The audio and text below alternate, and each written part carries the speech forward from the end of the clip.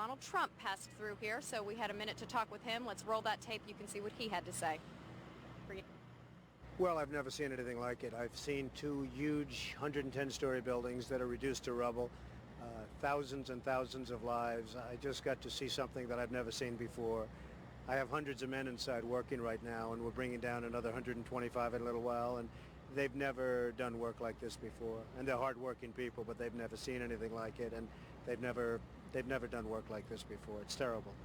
Tell me what it's like at Ground Zero. Tell me about the workers that you saw and what they're doing there.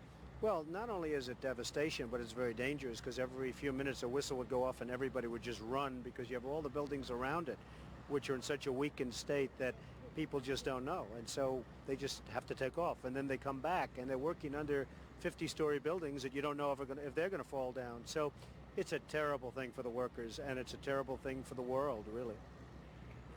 How have you spoken to any of your men? Do you know how they're reacting to this? Because emotionally, this must be so incredibly difficult. Well, there are a lot of them, but they've never seen bodies like this. I mean, the bodies all over.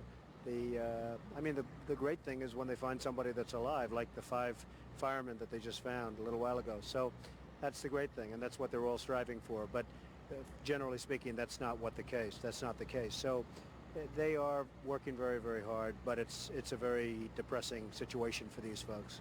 As you walked around and as you saw the piles of rubble, there are thousands of families out there who are hoping that someone might be in a pocket somewhere, still alive, still breathing, waiting to be dug up. As you assessed that damage from your perspective, do you believe that's possible? Well, I would certainly not want to be the one to say it's not possible. Certainly it's a tough situation, but you can't give up hope because there's always hope. I mean, the 5 men, I'm sure their families thought that they probably were gone, and now they walk in the door. A couple of them walked away after they were dug out. So there probably are some more people in there, and therefore you can't give up hope. You've had an impact on the skyline of New York. What is it like as you see it now? It's like a whole different skyline. It's like a whole different city and world. I cannot believe the sight of Lower Manhattan without the World Trade Center, and therefore we have to rebuild, not necessarily in that form, but we have to rebuild at least as good and maybe better.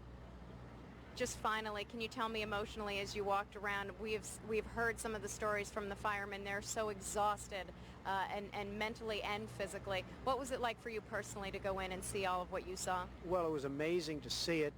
It was a very depressing scene, but I'll tell you what, you really can take heart. These firemen and policemen and the construction workers equally, the courage they have is unbelievable. I mean, they're working, digging out and lifting up steel, and above them you have 55-story buildings that are very possibly going to be pouring down on them any minute, and they're working like nothing's wrong. I mean, they're amazing.